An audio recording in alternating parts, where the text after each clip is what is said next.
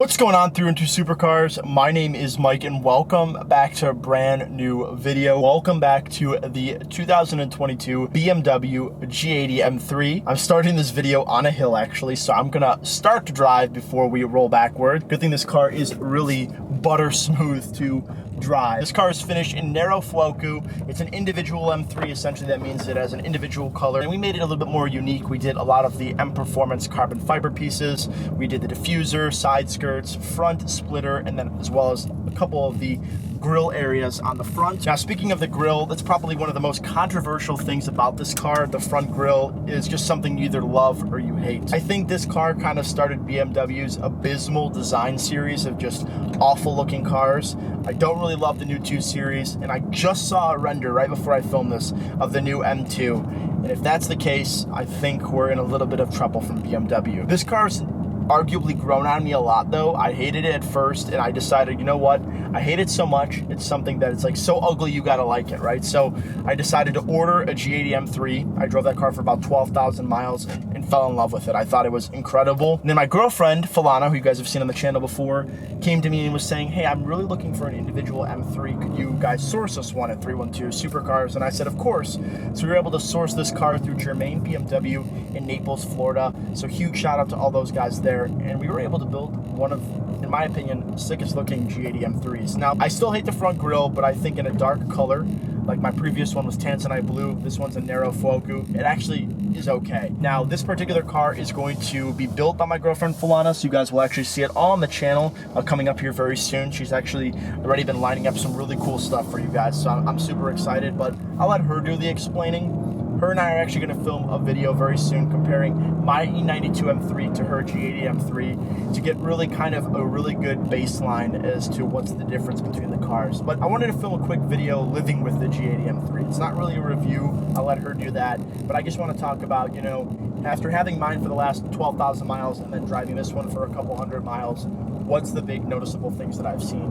Well, number one, the transmission's butter smooth. I can't reiterate that enough. I almost think it's too smooth. It's not as engaging as I would like. Like my E92 M3, again, a 12-year difference between the two.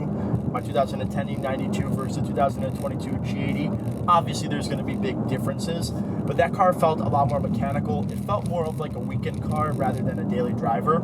It's a weekend car that you could use as a daily driver. This car is more of a daily driver that is still sporty, and it has to have that M, heritage and the M lineage behind it. And I think that's really cool. This particular car has the full black merino leather interior, which my previous one didn't. Absolute must. I think it just feels incredible. The leather is really high quality in here, which is just something I really like.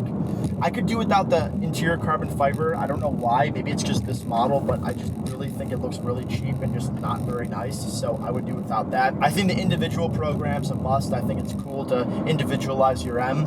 I love the M Performance carbon fiber. Yeah, it's pretty expensive. You could probably do it yourself, but it's just cool to have it on a build sheet from the factory. I love the infotainment in here. I love how everything from Apple CarPlay and Maps is right at your fingertips. I think that's a huge, advantage, especially when you're driving. There's really no distracted driving. One of my favorite options on all the new BMWs, I'm pretty sure every new one has it because my M5 CS has it, this has it.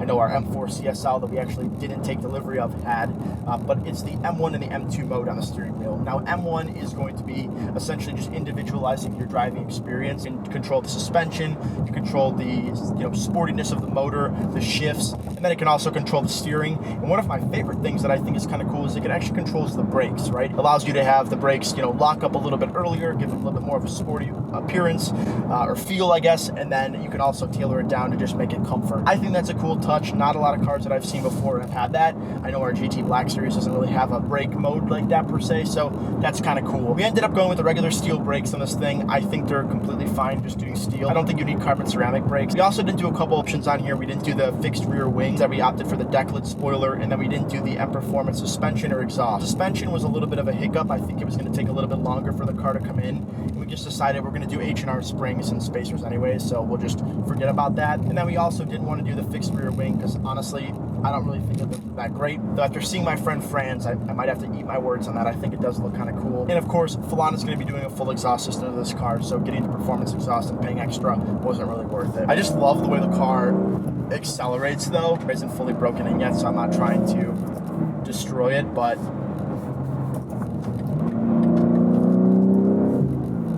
Now that's in M2 mode too. So I mentioned the buttons on the steering wheel, you have M1 and you have M2. Well, that M2 mode livens up the car, right? It goes into sport now. You have those burbles you guys can hear.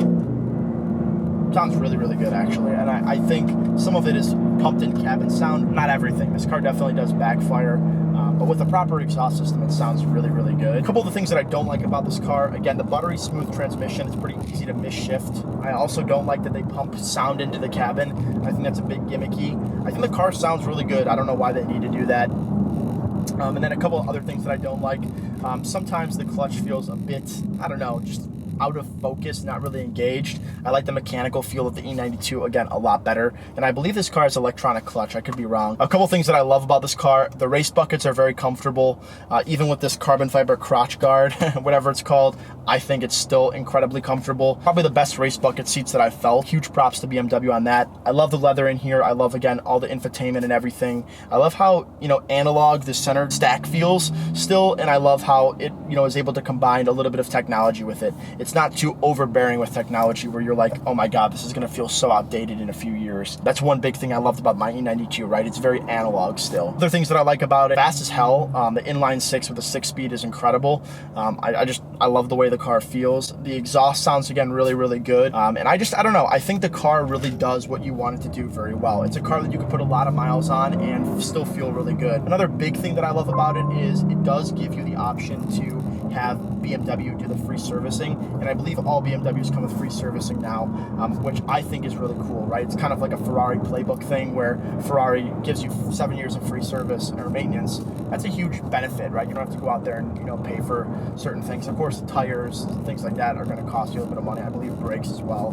So again, drive accordingly. I think this could definitely be a family car. I think that the size of it really makes it feel big. I know, like, this is probably like the size of, I would guess, like a 5 Series in the 90s, if not a little bit bigger. So it's definitely not really the so-called, E46 M3 or the E92 even M3. It's not like that. It's a little bit bigger. It's a bit more of a brute, I guess. To some, they don't like that. To some, they think it's not really a sports car anymore. To me, I think it's still a really great sports car. Really more of a sports sedan, of course. Now, again, the big thing about this car, I still think you could take it to the office every day of the week, and that it still doesn't lose all of that BMW DNA to where you could still take this to the track and have a lot of fun. I think the electronic steering in here is awesome. I prefer mechanical steering, but today's day and age, everything's becoming electrified. You pick and choose your battles. I love the carbon fiber on the exterior. Sometimes you got to be careful. Cars are not too low from the factory, but when you're looking out, you got to be careful. Sometimes you might eat a curb, and that would be a pretty expensive hack for sure. So, Cardin speakers in here are awesome as well. And I don't know, I love the pickup of this car, right? It does move. I just wanted to kind of give you a little ownership perspective and kind of why I love it.